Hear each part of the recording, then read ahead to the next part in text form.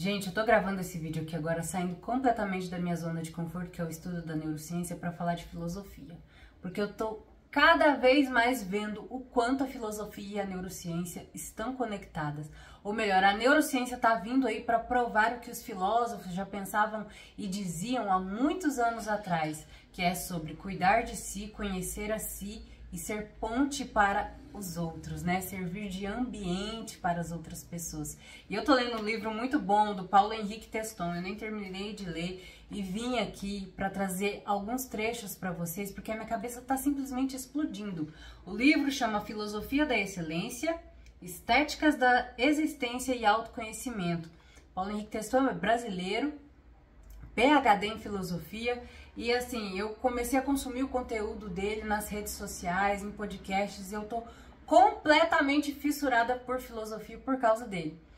E por que casa com a neurociência? Quando ele começava a falar e explicar, eu falava, oi, poxa, isso aí é neurociência, isso é ambiente, isso é hábito, isso é rotina, isso é tudo que eu tô estudando por meio da ciência e tá enraizando em mim mais ainda por conta da filosofia.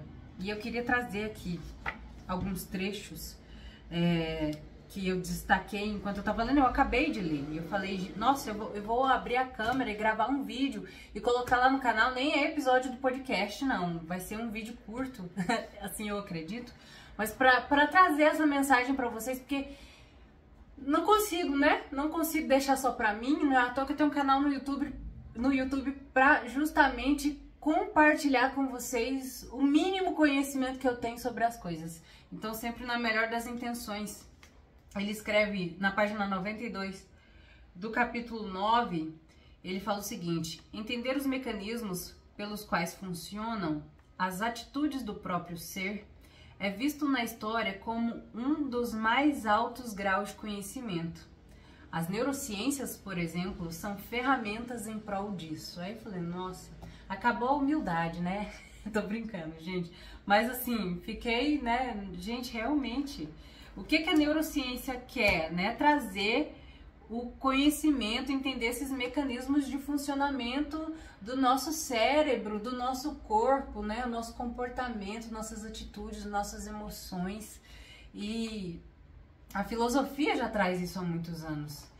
E aí tem uma outra parte aqui que fala, inclusive, né, que o Pierre Hadot, que foi um pensador que desenhou de maneira clara o que a filosofia para os gregos é, que é um modo de vida. A filosofia é um modo de viver. E a neurociência prova, por meio de estudos científicos, como seria a forma mais adaptativa de se viver, que é o que eu falo aqui para vocês sempre.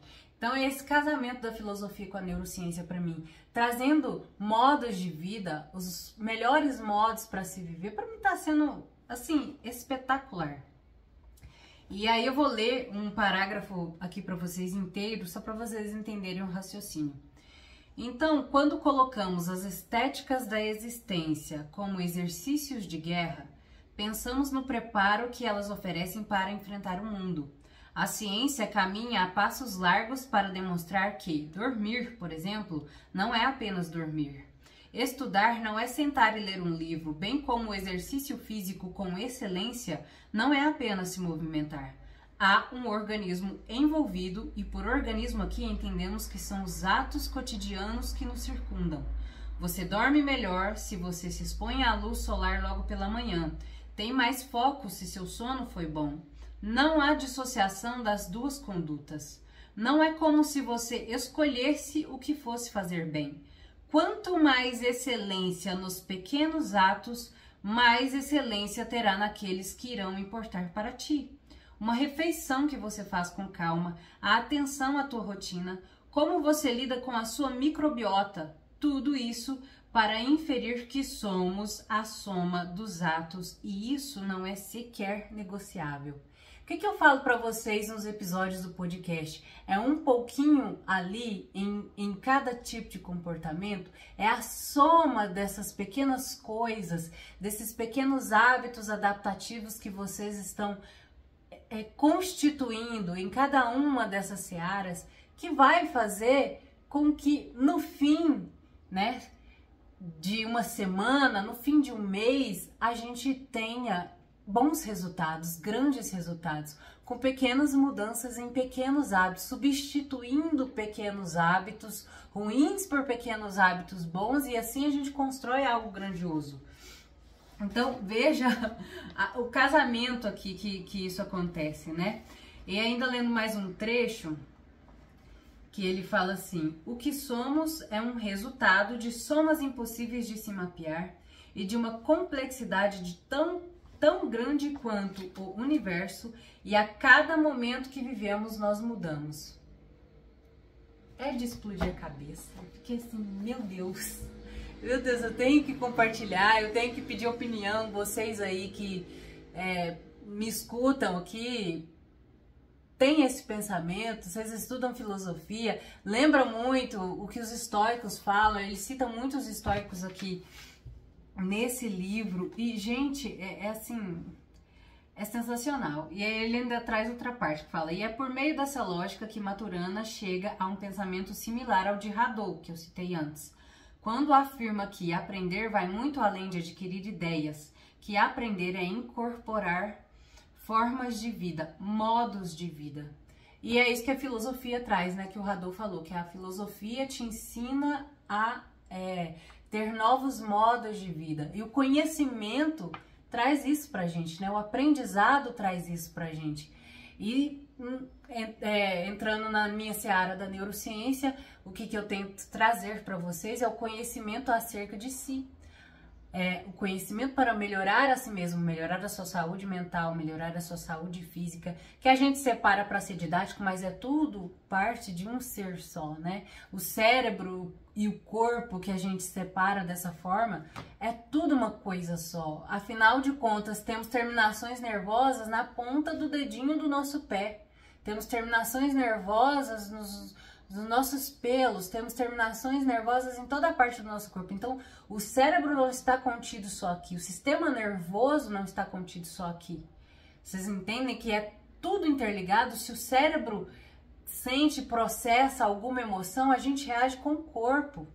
Não é verdade? A gente, quando tá nervoso, não acelera o batimento cardíaco, quando tá eufórico, igual eu tô aqui agora, a gente, quando tá feliz, não coloca um sorriso na cara, uma cara de alegre, você consegue ver. Então, assim, não tem essa distinção. Para ser didáticos, isso acabou acontecendo, a medicina acabou separando, né, ali os sistemas corporais, enfim, mas esse casamento da neurociência com a filosofia tá fazendo um boom, uma revolução, assim, nos meus pensamentos, tá vindo para consolidar cada vez mais o que eu já achava.